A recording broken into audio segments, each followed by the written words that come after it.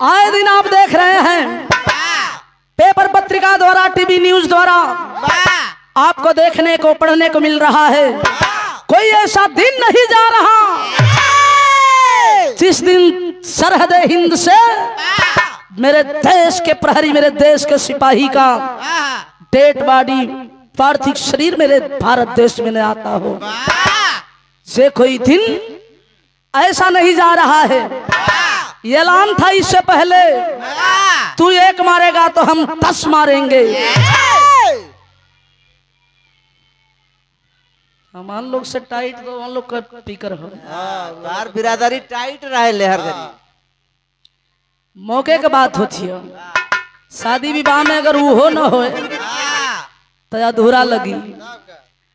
अच्छा भैया, बड़ा प्यार का ही बंधन होला। शादी ब्याह में ऐसे अगर केहू के एक शब्द कोई गारी दे दे, तो बिहाने लाठी चल जाई। बिहाने नहीं, वही समय लाठी निकल जाई।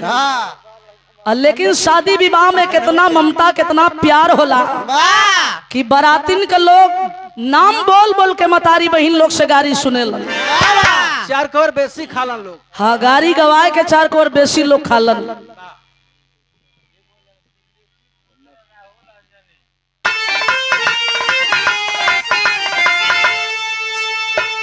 तो बम बारूद और बम बारूद गरजन लगी गोलियां, चीन हिम्मत को मेरे चुनौती दिए। हौसला था हिमालय चली टोलियां, तीर सरहद पे सारे मुस्तैदी हुए। अरे हम हैं वतन, ये वतन है हमारा, तो मातृभूमि की रक्षा शपथ है हमारी। रक्त से लिख डालूंगा इतिहास को, कभी महेंद्र कहे क्या है ताकत तुम्हारी।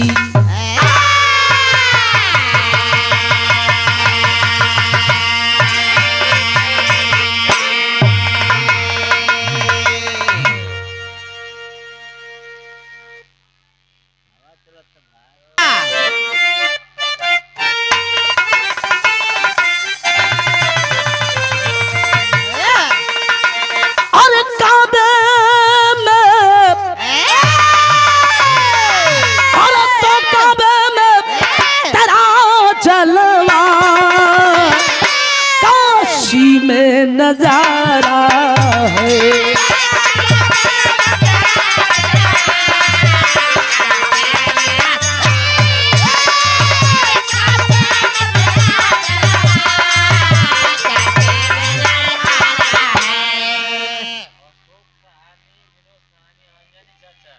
किया गया कैसे? अरे काम आए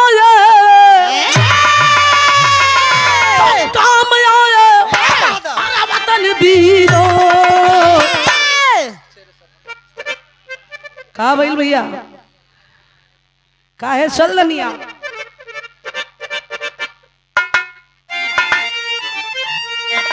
आओ जा तुम मरे हो। काम आए अरे वतन जीवनी, सारा सरहद जवानी है।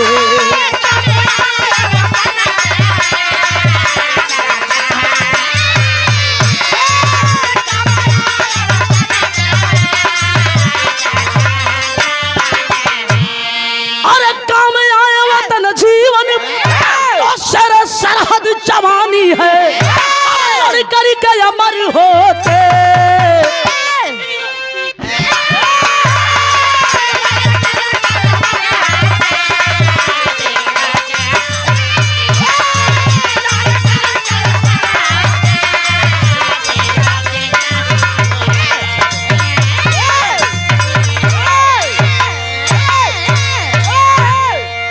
बा मालिक शेर हुआ जे तो सवा शेर बुझे। ओकर भूल है भाई, सलीना पूजा लेला।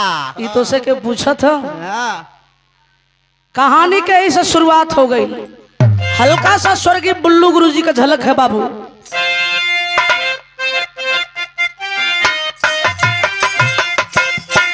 स्वर्गीय बुल्लू गुरु बड़ा लहाय के गाँव है। मुगलों से लड़के गोरे लंदन का ध्वजा फहराया, आ गया है समय अनोखा तब लंदन भी थर्राया।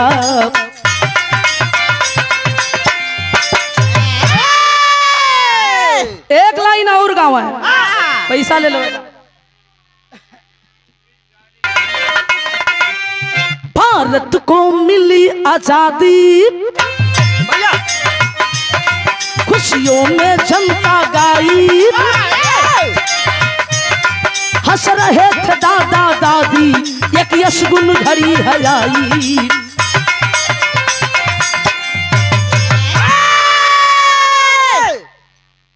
श्रद्धेय महान भाव माननीय आप अम्बेडकर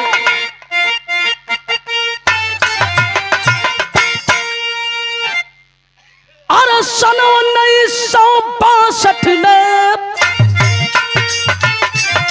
जब चीन हमें ललकारा, अर्थव्यवस्था चरमरी, वीरों ने कफन सवारा, विश्वास का गर्दन काटा, धोखे से आगे आया, संकट में वतन हमारा, खूनों का बादल छाया, यूपी में जिला चमोली,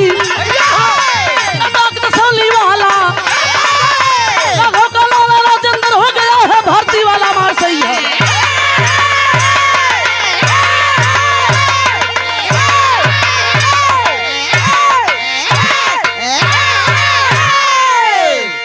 शेर हुआ वही तरह बरबधू का जवानी बढ़ा मर्दवा जिंदगानी बढ़े। अच्छा तू दोनों के फेरे हुआ। करेजा से बोल बाबू। करेजा से कहा बोली, करेजा का टूट गल है। हाँ पातर हो गल है भैया, बात तरी समझ ले। यूपी में जिला चमोली, जिला चमोली के अंदर एक छोटे गांव गरीब का बस्ती, जैसे आज यहाँ शाहनी परिवार का बस्ती, गरीब का बस्ती जेकर नाम बतावल गई राघव पाल। गरीब आदमी रहलन, मजदूरी करे, एक का औलाद एक का बेटा मालिक दिले हुन, जोनी बेटा का नाम राजेंद्र पाल। पढ़ने लिखने में ब्रिलियंट है। गरीब का बेटा जितना मेहनत कर देला हो, केहू अमीर बाप का बेटा का उतना मेहनत करी है। एसी में रहे वाला उनके बस का ना कि कबहू कड़ा धूप का बर्दाश्त कर सके। गरीब का बेटा भोर में मेहनत करे, रियाज मारे, धीरे धीरे जब हाई स्कूल बीए पास इंटर पास किया, प्यार हो, जब इंटर पास किया खुली भर्ती फौजियों की चल रही थी। पिता से जाकर कहा कि बाबूजी फौजियों की भर्ती चल रही है, बाबू आशीर्वाद अगर आप कहो इजाजत मिलत तो एक बार जैती भर्ती देखे। बाबू डांट दला करा, हरे पगला जाने ले वहां के जाला जे करे लगे 2 लाख 4 लाख 6 लाख 8 लाख रुपया होला, ऊ जाला भर्ती में। हमारे पास आइल बड़े 2000 का हमारा औकात नहीं खीरे बचवा, तू भर्ती का सपना सजावत हुए, फौज का सपना सजावत हुए। कहला कि ए बाबू भर्ती होखे नहीं खी जात, भर्तियां देखे जात है, देखला में ना रुपया लगी। कहला कि ना मनबे तो जो चल दिया नौजवान लड़का साथियों के साथ में। बच्चों की ताता लगी है, लाइन में सारे बच्चे खड़े हैं, जाकर के लाइन में खड़ा हो गया। कुछ ही देर के बाद रेस जारी कर दिया गया। फिसिल बजल हो। जब रेस जारी भइल, लगल दौड़े हो भैया, हिरन के जैसे दौड़त दौड़त लास्ट पोजीशन जब लिया, दौड़ में 1 नंबर। ऊंची कूद, लंबी कूद, रस्से पे चढ़ना, जितनी भी प्रक्रिया कराई गई सारे प्रक्रियाओं में 1 नंबर आया। कहने का मतलब खुली फौज की भर्ती में मुन्ना बहाल हो गया। अब माई बाबू का पांव जमीन पे नहीं पड़ा था, चौवा पर चलत हूँ। चौवा पे लोग चले लगलन। कुछ दिन बेटा घरे रहल, चल गई ट्रेनिंग पे। एक दिन राघव पाल घरवा से फोन कैला, कहला मुन्ना कैसे हुआ, कहिया ले अइबा। कहला कि बाबूजी अब 20 दिन तो बीतल हो, आपो के मालूम हो कि 1 महीना ट्रेनिंग बितावे के बाद 1 महीना के बाद घरे आई। कलम बचवा सुन सुन सुन सुन सुन एक ठे बात सुन, जबले हमन गरीब रहली हमन के केहू पुछवाड़ ना रहल, अजहिया ले तू फौजी हो गई बाड़े, दुआरे तिलकहरू दुआर खाचत हुआ बियाह करे खातिर। तिलकहरू हुआ कितना भेली खराब करत हुआ। हमारे बड़े भैया माननीय, शादी मैं शौक से करूंगा, लेकिन एक बात ध्यान से सुनिए, हमारी शादी होगी किसी गरीब बाप की बेटी से होगी। बाबू भड़क गई, कला हरे राजेंद्रा बड़का फौजी भल हुए, नौकरी को रोब दिखावत हुए, हमारा जनमल हमारी पॉकेट में गुड़ डालत हुए के चिवटा लगा कि चिवटा लगा। ससुर रुपया पैसा हम लगौली, बड़ियार पार्टी आई जब माल लेवे के टाइम भल तो तू लगला फौजियन वाला रोब दिखावे। कहला पिताजी जो इच्छा थी वह आपके सामने रख दिया, आगे आपकी इच्छा। ट्रेनिंग 1 महीने का बिताकर घर पे आया है। जब घरवा आई तो बाबू सोचे लगल कि अब तो शादी कर लेवे के चाहिए। फौजियन के कोनो ठीक ठिकान नहीं हो, जाई जब ड्यूटी पे तो कहिया आई ओकर कोनो ठीक ना हो। गरीब परिवार की बेटी, एक चंदा नाम की बेटी से शादी का रिश्ता तय हो गया। बारात सच के चलल हो तो माई बाबू के जिंदगी में दुइये अनमोल खुशी होले। हमरे गांव देहात में लोग कहेला कि लइका जन्मले या लइका बियाहले। बेटा जन्मेलन तब या बाबू के जब बियाह करे के योग होला तब माई बाबू के दिल में खुशी होले। बारात सच के चलल हो, देखते वैसने गीत लगल मास्टर।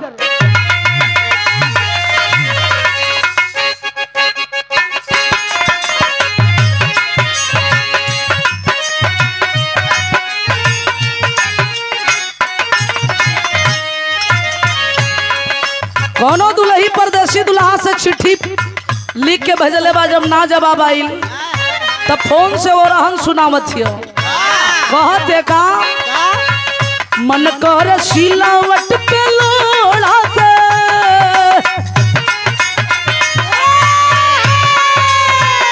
मन कर सिलावट पे लोढ़ा से, कुछ दी जवानी रजऊ।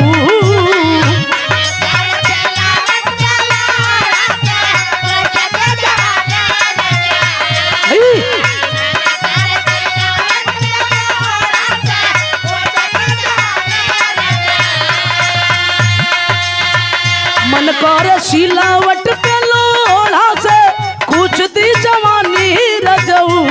कौन सवत संग काटो तार चानी, लगा के मच्छर दानी रजऊ हो।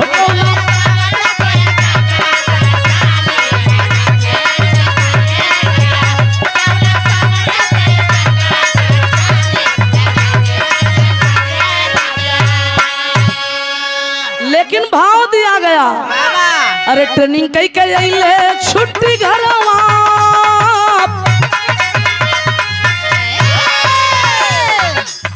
ट्रेनिंग कई के अइले छुट्टी घरवा, घायल सर सहरवा हो।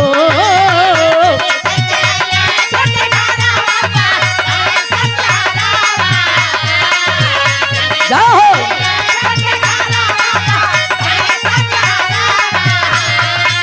ट्रेनिंग कई के अइले छुट्टी घरवा, घायल सर सहरवा हो। चंदा घर में अइली बनी के दुल्हनिया, हंसली फौजी पाके रनिया हो। चंदा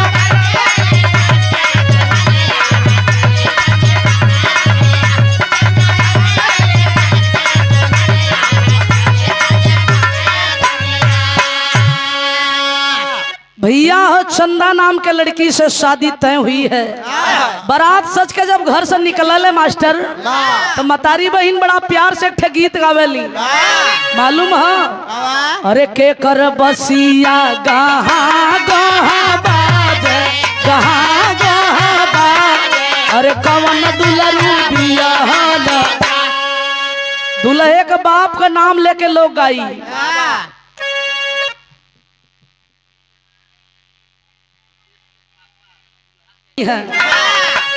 अरे वकील जी के बसिया गहा गहा बाजे, गहा गहा बाजे, फलाने दुलरू बियाहल।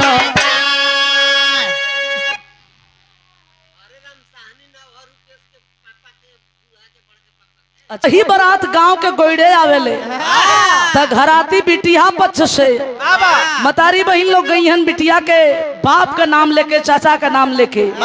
कैसे गई हैं? अरे अचरन खोरिया बटोरा हो फलाने राम, बटोरा हो फलाने, आई गई ले दुल्हा द। दुल्हे राजा जब आई हैं तो दुआरी पे पहुंचे से पहले मतारी बहन परछौना करेली, तो वो समय गई हैं दुल्हे राजा के पिड़कावे खातिर, चिढ़ावे खातिर। कही हैं कैसे?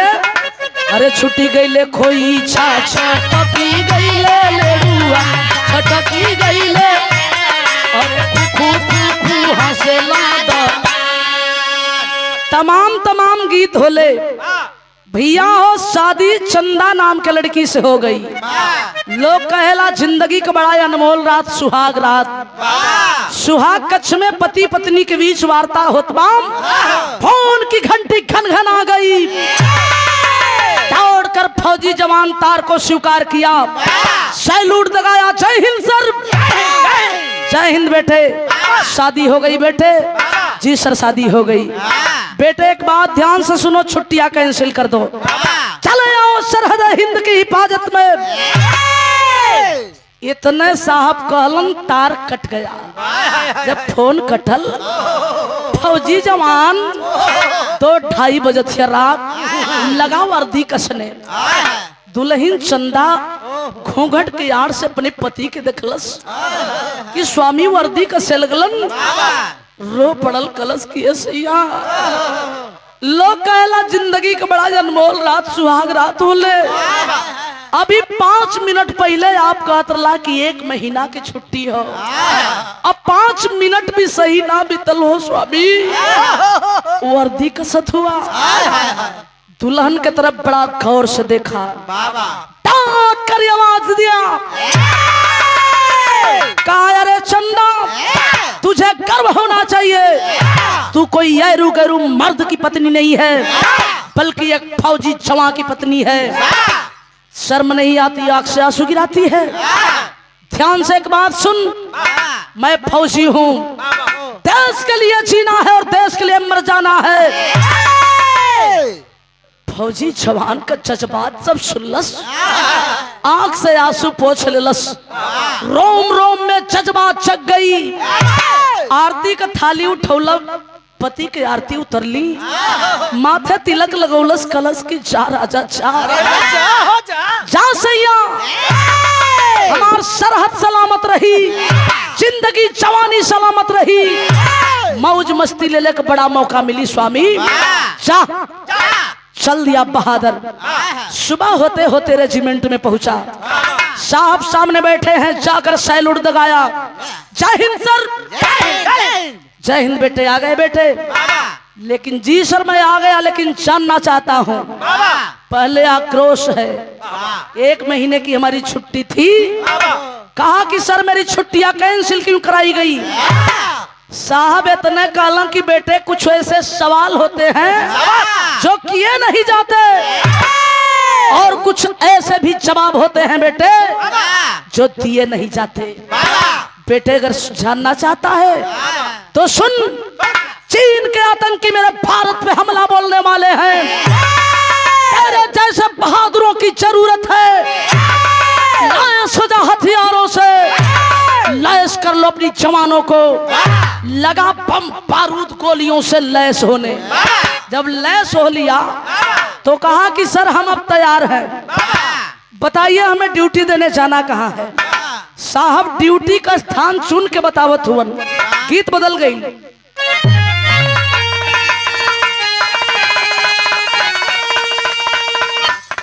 वह गीत का लाइन है, स्वर्गीय सिमूरत उस्ताद गाँव में देवकली गाजीपुर वाले तो उतनी लटकाए के गाँव है, लेकिन स्वर्गीय रामदेव गुरु हमार एक गीत के गाँव है।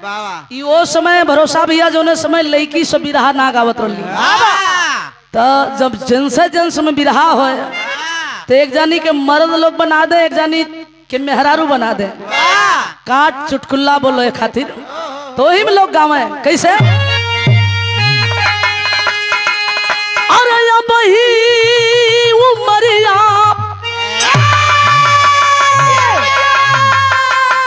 का छोट गोरिया, अरे छोट गोरिया हो काहे रंगल बाड़ू लाल लाल ओठ गोरिया।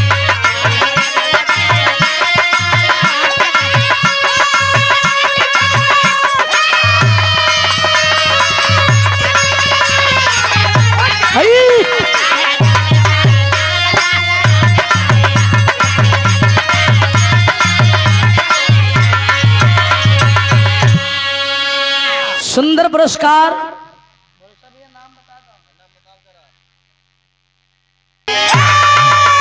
और तब चीनी टोलिया, और चीनी टोलिया हो पापी सीमा पे सन सन चलावे गोलिया।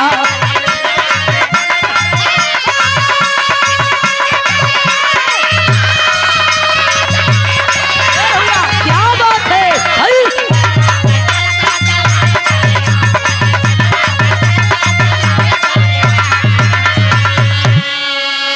राजेंद्र बघेला थे जाति के गडरिया, अरे दर्रा में फंस गई ले घेरलस अनहरिया।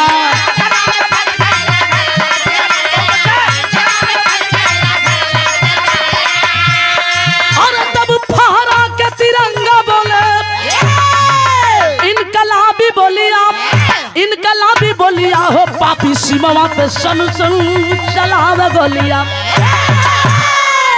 आया भैया राजेंद्र पाल सिंह ही अपनी बटालियन लेकर के सेक्टर नंबर 3 की तरफ चला है। ये कहा ये आतंकियों की फायरिंग जारी हुई, आमने सामने से गोलियों की आवाज तर तर तर तर तर तर तर तर पूरी वादियों में गूंजने लगी।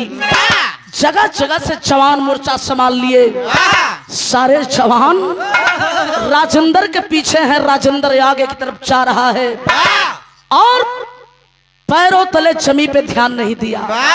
अचानक दाहिना पैर एक दर्रे में फंसा जवान कराहने लगा, अगर मैं फंस गया मेरे भाई मेरे साथ ही मार दिए जाएंगे। भैया हो चिंतित हो गया, रेजिमेंट में तार किया। तार को स्वीकार कौन किए? जनरल मेजर शैलेंद्र राज। बोलो जवान क्या खुशखबरी लाए हो? कहा खुशखबरी नहीं है सर, एक बात हमारी ध्यान से सुनिए। सामने जो आतंकियों की टीम है हमारे जवानों पे भारी पड़ रही है। क्या बोला रे बेटा? कुछ जवानों की आवश्यकता है और जवान भेज दीजिए वरना मेरे भाई मेरे साथी मार दिए जाएंगे। साहब बोलते हैं कि जवान हिम्मत नहीं हारो, हिम्मत जीत होती है।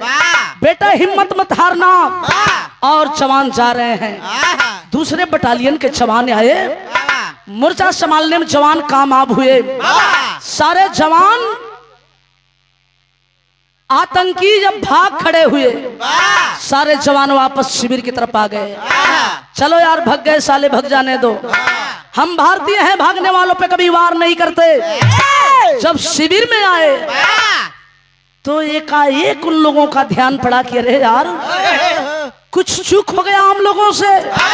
हम सारे भाई सारे साथी वापस शिविर में आ गए। अफसोस मेरा भाई मेरा जवान राजेंद्र पाल लौटकर शिविर में नहीं आया। अरे यार पता लगानी चाहिए मेरा जवान कहाँ है, किस हालात में है। जब तक जवान चाहे सेक्टर नंबर 3 पे पता लगावे तब तक तो हो भैया।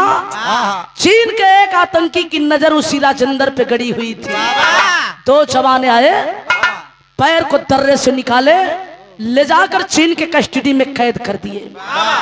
अब यहाँ की बात यहाँ छोड़ दे, सारे जवान गए, जब कोई पता ठिकाना नहीं मिला वापस शिविर में आए, मायूसी छा गई। सोचने लगे मेरा जवान गया तो गया कहाँ, न लाश मिली, न वर्दी मिली, न टोपी मिली, न ही हथियार मिला। अब आखिर जवान मेरा गया तो गया कहाँ। मायूसी से छाई है शिविर में बाबूजी। अब यहाँ की बात यहाँ छोड़ दे, चली चीन के तरफ। चीन के आतंकी एक ठे योजना बनौलन। कौन योजना, कैसन योजना, एक लाइन गीत हो।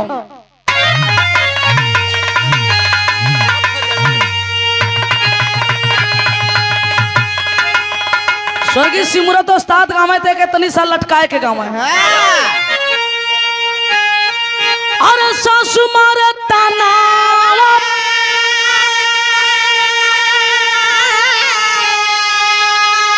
अरे सासु मारे तनवा, अन्न नदिया मारे तनवा, तनवा हई हो मारे ना, तनवा हई हो मारे ना। हमारे अगमई का बेटा ना हो, हमारे अगमई का लवंडा, तनवा हई हो मारे ना।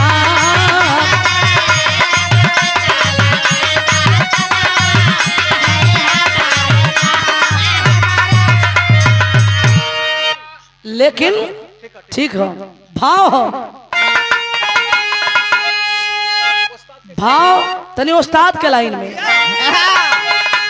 अरे चिन्ना चला दवाला, अरे तब चिन्ना चला दवाला, थई जी तले भेसावा देसावा, तोहर लुट बहना देसावा, तोहर लुट बहना भारत के।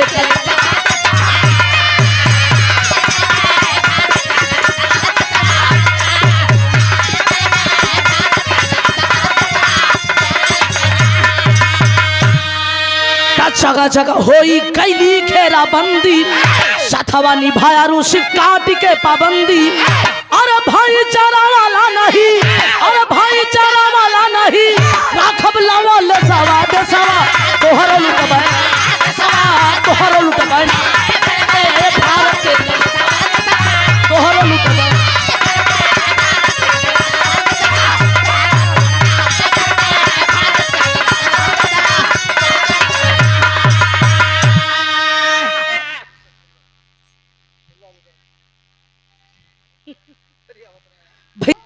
मेरे सामने ठेगुने पर होकर के गिड़गिड़ाना पड़ेगा, मजबूर कर देंगे, लाचार कर देंगे, बेबस कर देंगे। लेकिन ये आवाज जब मेरे भारतीय जवान सुने तो रोम रोम में बाबूजी आग लग गई। ये की आवाज दलन बिरहा सलीम भाव हो।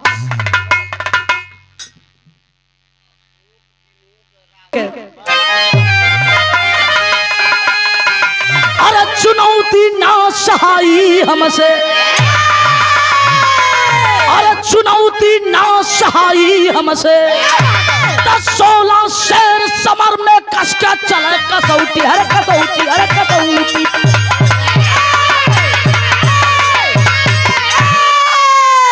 चुनौती ना सहाई हमसे, 16 शेर समर में कस के चले कसौटी।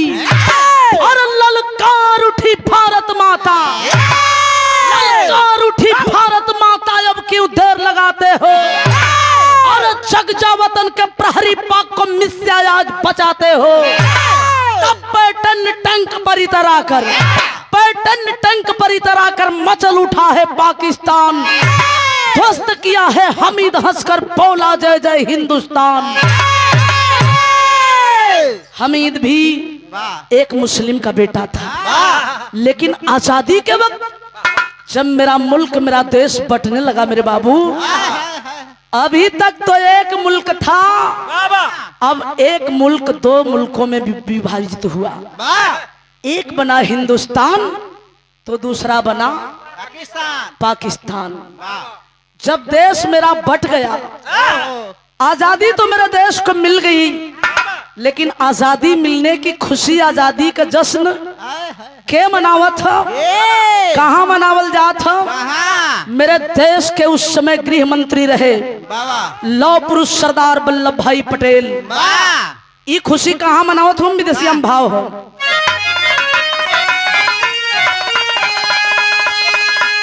वल्लभ पटेल जी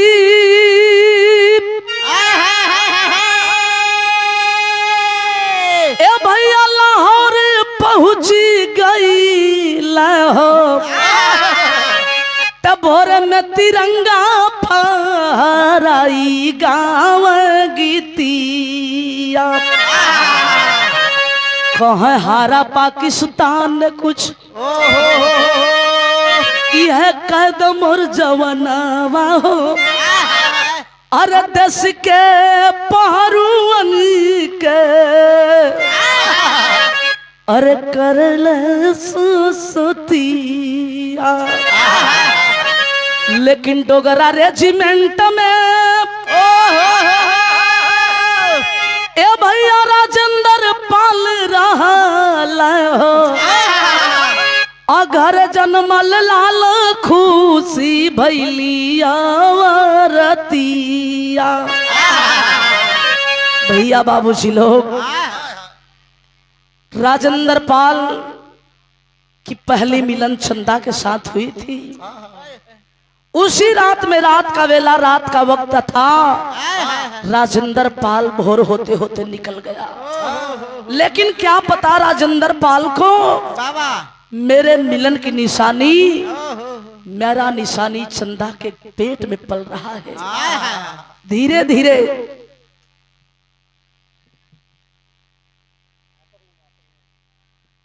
राजेंद्र, धीरे धीरे जब 9 महीना राजेंद्र के बीत गई, कोनो पता ठिकाना ना चलल, न कोनो चिट्ठी आई, न कोनो टेलीफोन आई।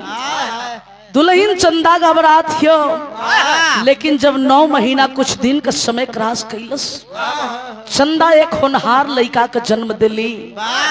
लड़का जब जन्मल बाबा तो खुशी का ठिकाना माई बाबू के नाही हो। मतारी बाबू चौआ पे चलत आलो। धीरे धीरे बरही के दिन आइल बा, अंगना में सोहर मंगल गा रहल बाड़ी मतारी बहन लोग। ये देखा मतारी बहनी लोगन का स्वभाव होला। यहाँ आज शादी विवाह का मौका बा, तो शादी विवाह के संबंधित लोग गीत गई हैं।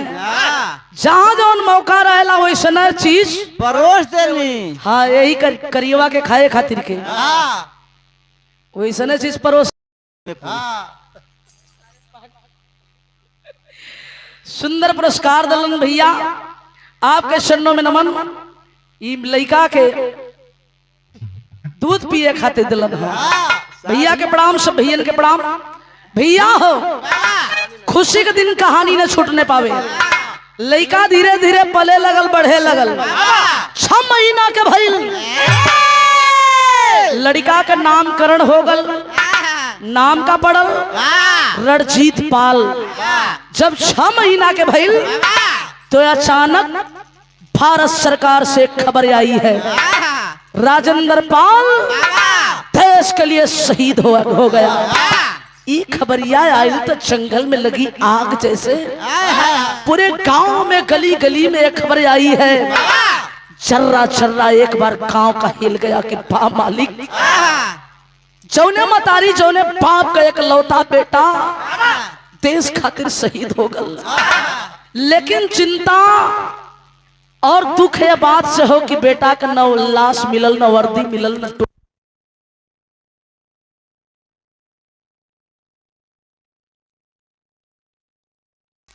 का पिताश्री राजेंद्र पाल का बाबूजी राघव पाल सोचत हुए बेटा का, देखा भैया तेल ना ना खत्म हो तो जनरेटर का।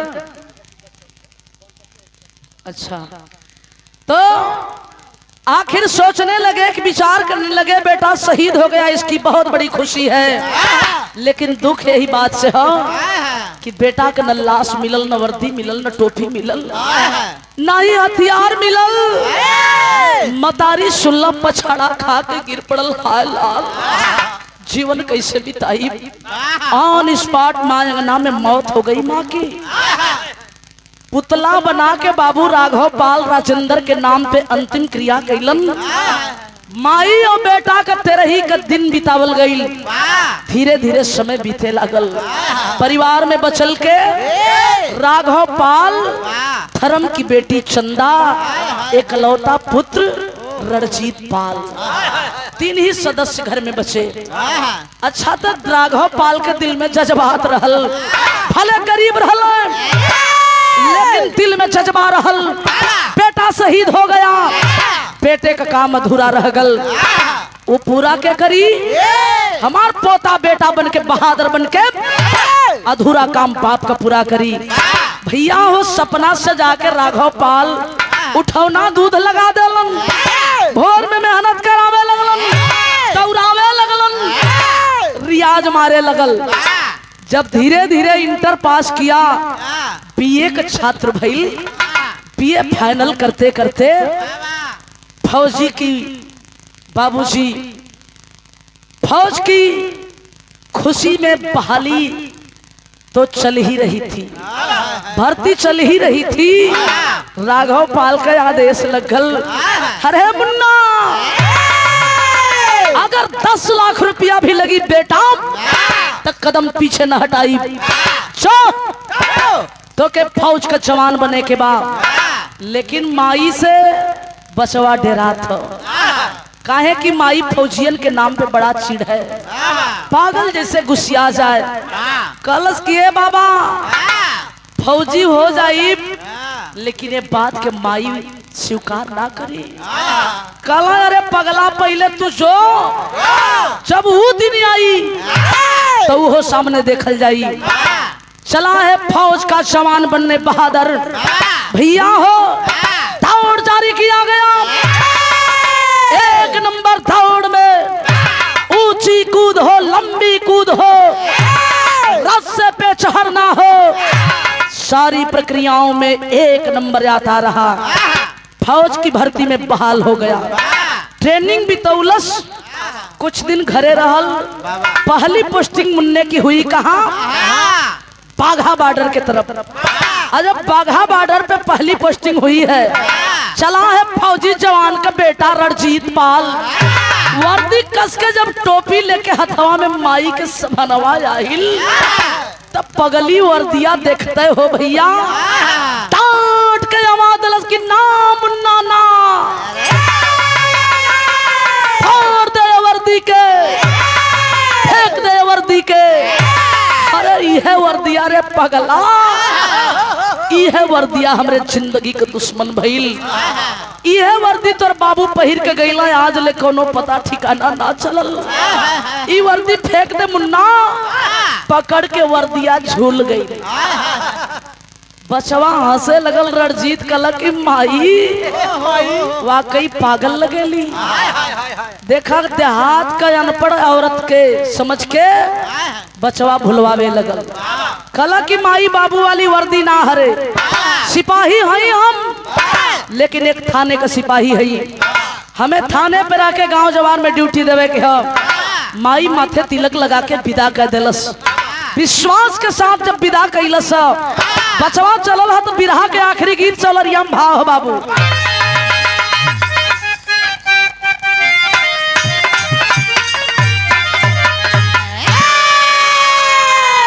गीत से सुंदर बिरहा में भाव बिरहा चढ़ी बाबू। अरे ताली ठोक के गरजे माई, ताली ठोक के गरजे माई, काला नवा हो चरणवा सब बांधे कफनवा।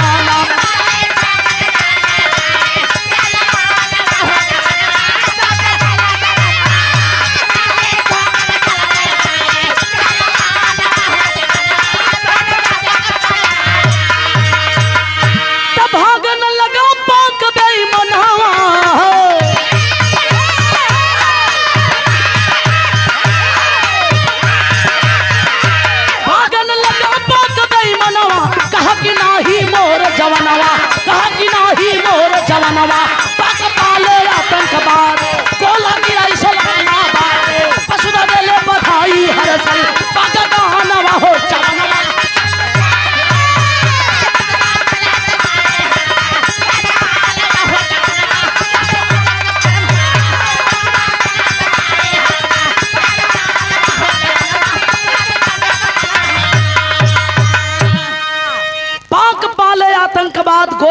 इस्लामाबाद वसुधा दले बधाई हर्षल बाग गगनमा हो जवनमा सर पे बांधे कफनवाना। बाघा बॉर्डर पे रणजीत पाल गया। जब आमने सामने आतंकियों से मुठभेड़ हुई, तर तर तर तर तर तर तर तर गोलियों से बौछार किया। 16 आतंकियों को पल भर देर नहीं हुई मार गिराया। पदोन्नति हुई तो कर्नल का पद मिला। कर्नल के पद पे कार्यरत हो गया। समय कौन आया? सन 2014 का। आपको याद दिला दूं, हालांकि कोई राजनीतिक मंच नहीं है, लेकिन हमारी कहानी वहां से लगाव रखती है। सन 2014 का वक्त आया है। आपको याद होगा मेरे देश के प्रधानमंत्री माननीय मोदी साहब चुनावी दौरे में आए थे। उनका एक ऐलान था, अच्छे दिन आने वाले हैं। जब चुनाव जीत गए, ऐलान वाला पैटर्न हल्का सा बदल गया। जानते हैं क्या? अब अच्छे दिन आ गए। उसी अच्छे दिन का दिखावा देने के लिए मेरे देश के प्रधानमंत्री पाकिस्तान के प्रधानमंत्री से वार्ता हुई। वार्ता के दौरान परिणाम मिला, 150 मछुआरे और फौजियों को कराची जेल से छुड़वाने की इजाजत दी मोदी साहब। ये बात किस दिन की थी? जिस दिन मोदी साहब शपथ ग्रहण ले रहे थे। शपथ ग्रहण से एक दिन मात्र पहले की बात। यहाँ की बात यहाँ छोड़ दे, चल चली कराची जेल की तरफ। हमारे देश के फौजी और मछुआरों की हालात क्या है? आलम भाव है।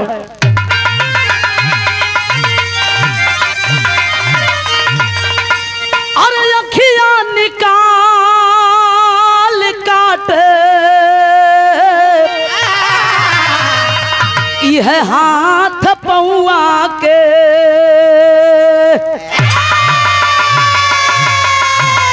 आए हाय सीबीआई दिहलस खबरिया हो सुना।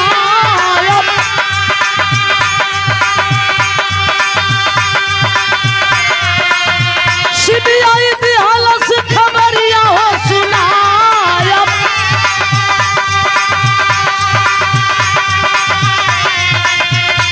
रणजीत बाघा बॉर्डर पर रहल, अरे बिना बहिया के बिना आदमी देखा। सलामा में अंधा एक नापेला दहरिया, अरे बॉर्डर पर बतावा बतावे बिलखा। दिनेश विश्वकर्मा बाबू रहल संगमा में,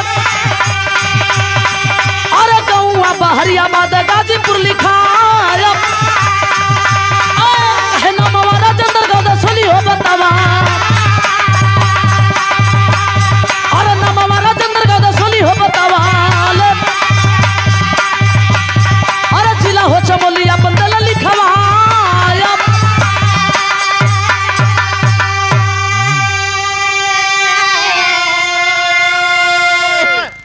वह भी दिन सामने आया है मेरे बाबूजी।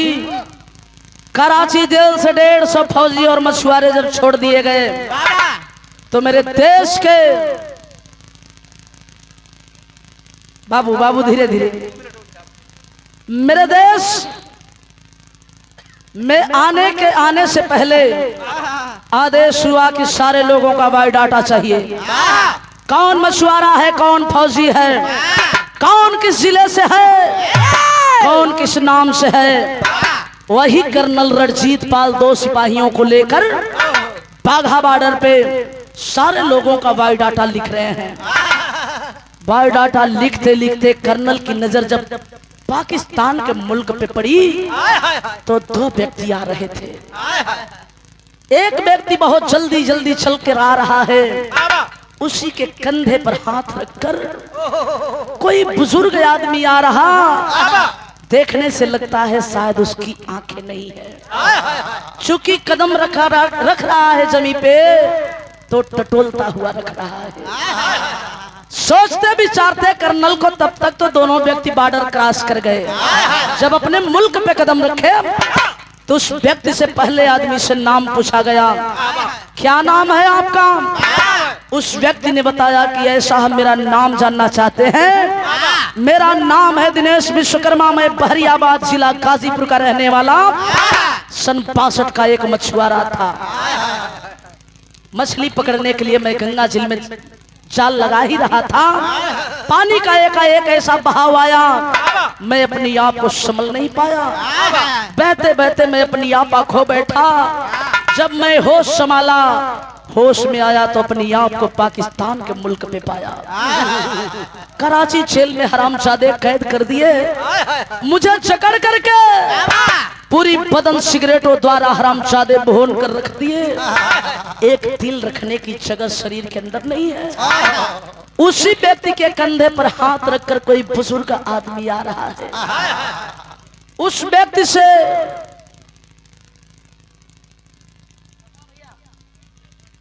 संजय भैया सुंदर पुरस्कार हमें 50 रुपया और हमारे पूरे पार्टी को 20-20 रुपए दे करके आपने हौसला अफजाई किया। आपके चरणन में नमन प्रणाम, सकल प्रिंस के एक स्वर में नमन। ए बाबूजी, उस अंधे व्यक्ति से पूछा गया कि बाबा आपका क्या नाम है, किस जिले से हैं? उस व्यक्ति ने बताया कि ऐसा मेरा नाम जानना चाहते हैं?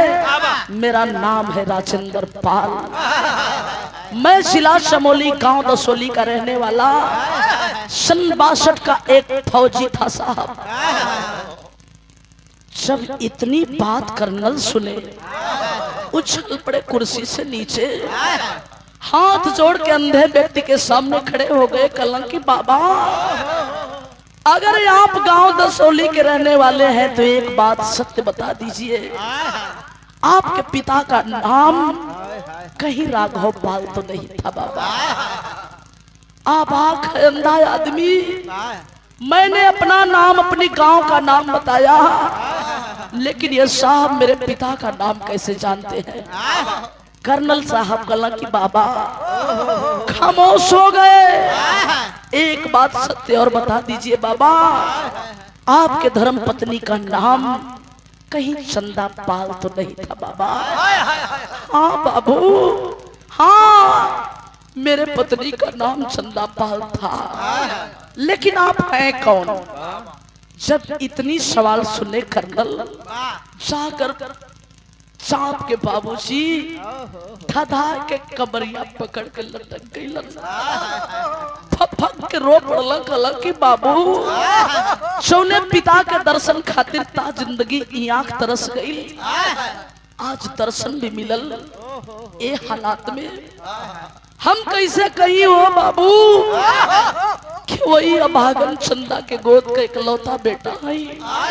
हमार नाम रणजीत पाल हो, आज कर्नल के पद पे कार्यरत है। बाप बेटे एक दूसरे के गले से गले लिपट कर रोने लगे। कर्नल पिता की कलाई पकड़कर लेकर रेजिमेंट में पहुंचे। बीते इतने सालों का बायोडाटा निकलवा कर हकीकत साबित कराए। हाँ, राजेंद्र पाल नाम के फौजी थे, लेकिन लापता हो चुके थे। कर्नल साहब के सामने जितने दिनों तक लापता फौजी जवान रहा, छोड़कर भारत सरकार से तनख्वाह दी गई, आदेश कर दिया गया, कर्नल साहब अगर वाकई आपके पिता हैं तो आप इन्हें लेकर अपनी गांव दसोली जाकर एक खुशखबरी माँ को दे सकते हैं। कर्नल साहब लेके सरकारी गाड़ी मिलल, पिता को लेकर चले तो दिमाग में एक बात आई, बाबू का हाल ही हाल में आंख निकलल बा, आखिर इलाज खातिर कहीं न कहीं हमें भटके के होई जाए के होई। रास्तवा में आके माई के पास फोन कैला, कलम माई हम तो मुन्ना रणजीत बोलत हई। अरे बचवा कैसे हुए रे बाबू, कहाँ लियो? कलम आई हाल चाल पूछले बतौले का टाइम न बा। ध्यान से हमारे एक बात सुना, दिल्ली वाली ट्रेन पकड़ के माई दिल्ली चले आवा। काहे रे पगला, दिल्ली कहाँ? माई दिल्ली आके बेस हॉस्पिटल पूछ लिया, वही बेस हॉस्पिटल पे हम तार इंतजार करब। इतने कह के फोनवा काट के स्विच ऑफ कर दिया। अब तो बौरहिया पागल न हो गई, बुढ़ौती के सहारा बेटवा वो अस्पताल में बुलावत था। दिल्ली वाली ट्रेन पकड़ के माई भागल दौड़ल दिल्ली गई। ट्रेन से उतरल तो गांव का मेहरारू का जाने की कौन रास्ता बाहर जाई। एक थे आदमी टहला था, वही से कलश किए बाबू हमें स्टेशन के बाहर निकाल दो।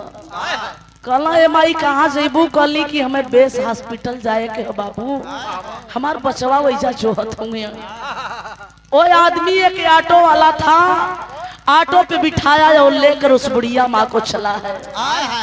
बतियावत हो कि माई बेस हॉस्पिटल कोनो छोट मोट हॉस्पिटल न बा, सबसे बड़ा अगर फौजियों का कोई हॉस्पिटल है तो है बेस हॉस्पिटल, जो दिल्ली के धरती पे कार्यरत है। माई का दिमाग तब टनक गई, फौजियन का हॉस्पिटल? अरे बचवा तो कहलस कि हम थाने का सिपाही आई, फिर फौजी के हॉस्पिटल में काहे आयल? अच्छा ही बात चलत है तो उससे सवाल करो। ले जा कर ऑटो वाला लगे रोड पे उतार दिहलस। कलस माई वह बड़ा सा गेट दिखाई देता, वही बेस हॉस्पिटल का मेन गेट है। जब दो गेट के तरफ माई चलल बा ते अचानक करिश्मा का भल बहरवा से अंदर की तरफ माई जाती है, अंदरवा से निकलल बेटवा रणजीत आवत। नजरिया पड़ल तो अबाक हो गल। एक बात कहलस, का कहलन? आखिरी भाव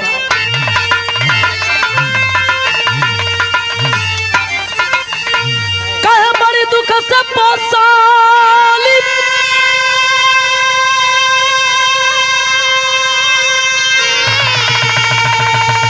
अरे मर मतारी सजली, रखे विधवा बनी उमरिया मतारी पगली।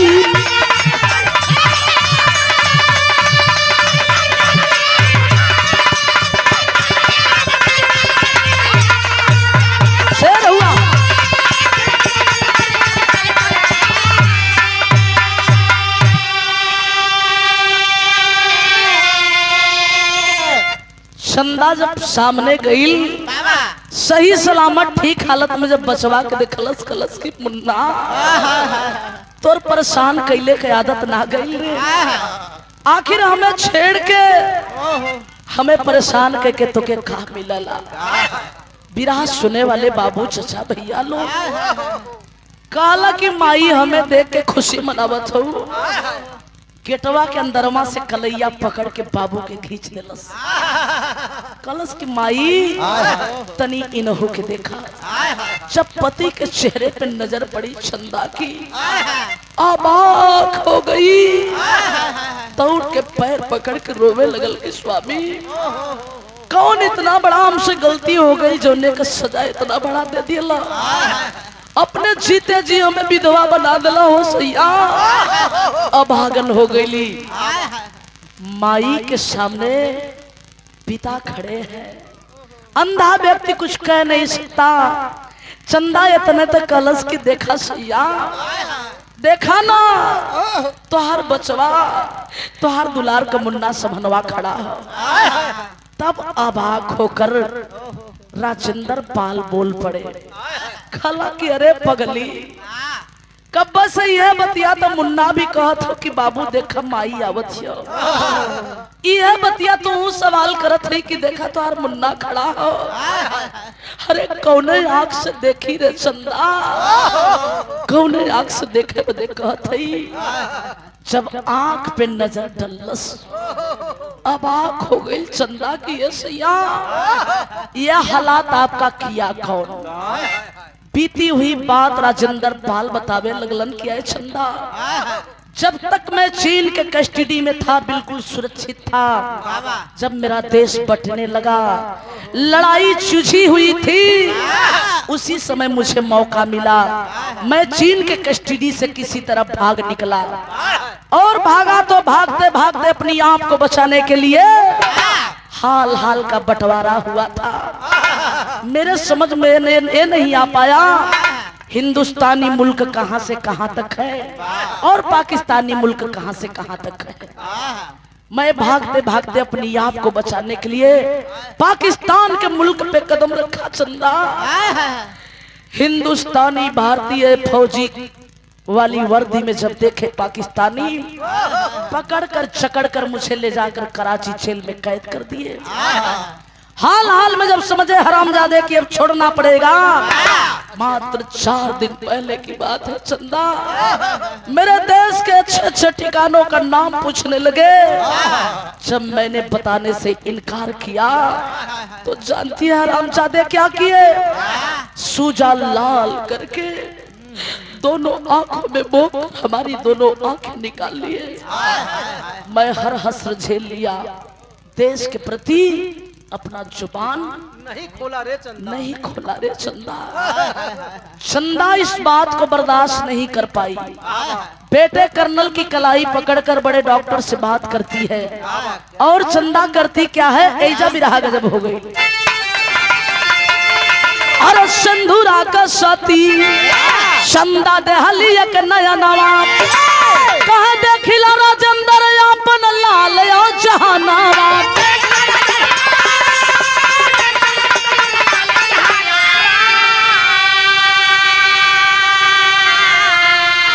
अरे तब उतारे आरती भारती मतारी सजली, तखेवे विधवा बनी उमरिया मतारी पगाली।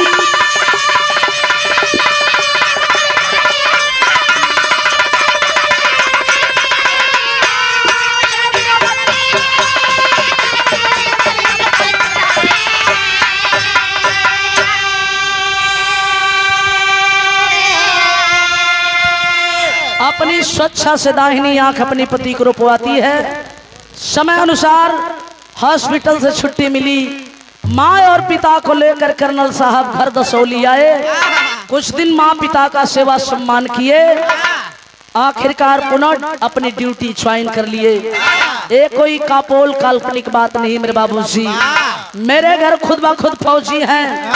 हमारे जेठ जी अभी अभी कर्नल के पद से रिटायर होकर अभी घर पे आए हैं, जो कंधे से कंधा मिला करके वाघा बॉर्डर पे चलने का कार्य कर रहे थे। बिरहा मेरा 2014 से धीरे धीरे आज 2024 से आ गया। बिरहा मेरा विराम की ओर चला कैसे? गुरु बिहारी गुरु गणेश गुरु महेंद्र कवि कलीला, अरे धवल चंद्रिका रामदेव का जोड़ कोई न मिला। और चुनौती ना सहाई हमसे, बिंदु से प्रसाद